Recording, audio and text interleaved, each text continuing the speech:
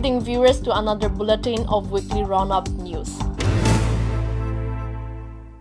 As published on February 5, which is Monday of last week, starting March 1, auto rickshaws without the ARDCS in Dimapur will face impoundment. The Commissioner of Police urges owners to comply by submitting required documents before February 29. Additionally, all commercial vehicles must install retroreflective tapes and maintain proper lighting systems. Vehicle owners are warned against improper parking on highways and advised to use hazard lights and reflective triangles during emergencies. Pedestrians should use designated crossings to avoid accidents. Seatbelt usage is mandatory and penalties will be enforced for violations. Mobile phone usage while driving and speeding are strictly prohibited and punishable under the Motor Vehicles Act. Stay safe and compliant with traffic regulations for public safety. The Department-related Parliamentary Standing Committee on Personal Public Grievances, Law and Justice on Tuesday has recommended a separate High Court for Nagaland as per life law. This proposal, highlighted in the 141st report presented to Parliament on Wednesday, addresses the long-standing need for improved judicial infrastructure in the Northeast. The committee emphasized Nagaland's unique status, underscoring that while other states have established their own high courts, Nagaland remains under the jurisdiction of the Guwahati High Court since 1963. Urging coordination between the Ministries of Law and Justice and Home Affairs, the committee stressed the importance of access to justice for all citizens. Additionally, it raised concerns about funding delays for judicial infrastructure projects, proposing relaxed guidelines under the centrally sponsored scheme to address challenges faced by northeastern states. The committee's recommendation aimed to ensure efficient dispensation of justice and equitable development in the region. Shifting focus on the much talked about in 2023, which is none other than Uniform Civil Code, the state of Uttarakhand on Wednesday passed the Uniform Civil Code Uttarakhand 2024 bill, becoming the first state in the country to give nod to the landmark legislation. The bill, which will become a law once it clears by the governor, was a key poll promise of BJP during the 2022 assembly elections. Addressing a media briefing after the assembly session, Chief Minister Pushkar Singh Dhami said that the bill was long awaited, which has finally been passed in the assembly. Chief Minister also emphasized the importance of the UCC bill as a means to ensure equal rights for all citizens, promoting unity and transcending religious, sect, and community boundaries. He clarified that the UCC was introduced under constitutional provisions aiming to address societal shortcomings and strengthen the social fabric. The proposed UCC bill seeks to establish a uniform set of laws governing marriage, divorce, and inheritance across all religions. It mandates registration of live-in relationships within 1 month and requires parental consent for adults opting for such arrangements. The bill also prohibits child marriage, introduces standardized divorce process, and grants equal rights to women in ancestral property. The proposed UCC bill exempts scheduled tribes and groups with protected customary rights under the Constitution. Beginning February 8, which was Thursday, the indefinite ban on National Highway 2 through Wokha district, initiated by civil society organizations and the Joint Action Committee, began smoothly with volunteers stationed at checkpoints to regulate traffic.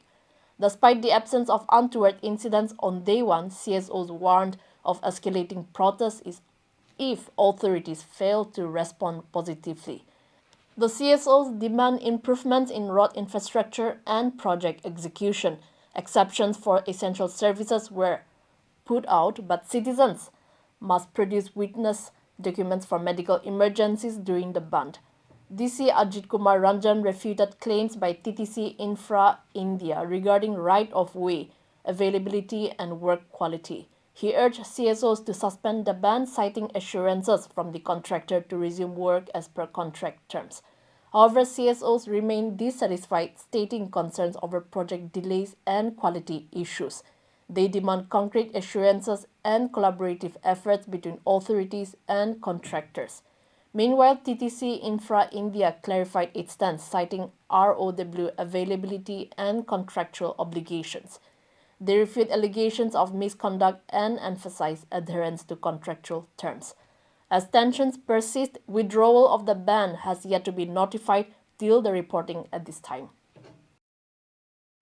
Meanwhile, 8 apex tribal hosts of Nagaland have appealed to the Eastern Nagaland People's Organization leaders to reconsider their stance and unite with the rest of the Naga community. They stress the importance of unity in pursuing self-determination, stating further breakup within the internal state would only hinder progress towards common goals. Highlighting the long history of unity and resilience among Nagas despite challenges in their quest for self-determination, the Hohos underscore the significance of standing together in the face of adversity. While recognizing ENPO's concerns, the Hohos urge a broader perspective that prioritizes the collective Naga struggle over individual interests. The Hohos reminded that the Nagas movement's strength lies in its diversity, with each tribe contributing unique perspectives and experiences. Rather than allowing differences to divide them, they urge unity as a source of strength and resilience. They call upon ENPO leaders to join hands with the rest of the Naga community, reaffirming their commitment to the collective pursuit of self-determination and a brighter future for all Naga tribes. Following the Home Minister Amit Shah's announcement to scrap the Free Movement Regime (FMR) between India and Myanmar has stirred debate, with Manipur Chief Minister N. Biren Singh supporting the move, citing security concerns.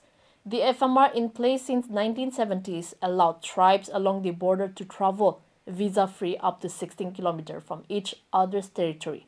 However, Nagaland Chief Minister Nipurio on Friday firmly nullified the same, highlighting the state government's stance against it. Rio's remark expressed concern over border security, but emphasized the need for regulation rather than outright removal of the FMR. Rio acknowledged the challenges posed by non-compliance with guidelines in border areas, but reiterated the state government's commitment to addressing security concerns. The central government's decision raises questions about balancing security measures with the socio-cultural dynamics of the region. Can Rio's proposed regulations effectively address security concerns without compromising the historical ties and livelihoods of border communities? In another interesting unfolding news, Dr. Kekrilule Hyome, the advisor for school education and SCRT, has been at the center of controversy regarding his statements on primary teacher recruitment. In a clarification at Chumukedima on Friday, he said that his remarks were misconstrued and that he did not intend to target any specific tribe. Hyome highlighted the need for teachers to be posted based on linguistic areas, addressing concerns about excess teachers among certain tribes. He also emphasized the merit-based selection process for recruitment, asserting that there is no quota based on tribe. However, Hyome's previous remarks shed light on the dire situation of government schools in Nagaland, with about 60% of them facing imminent closure. He emphasized the need for collective efforts to address issues such as teacher shortages, poor infrastructure, and high dropout rates.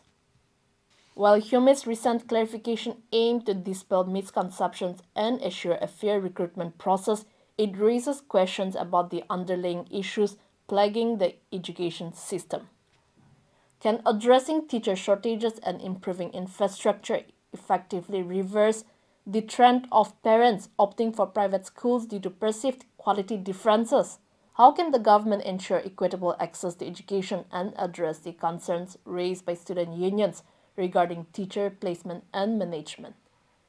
On Saturday, it was announced that Prime Minister Narendra Modi will pay a 2-day visit to UAE beginning next Tuesday, where he will be holding wide-ranging talks with the President Sheikh Mohammed bin Al Nahyan and inaugurate the first Hindu temple in Abu Dhabi. Until the next bulletin, this was NE8 powered by Nagaland Post.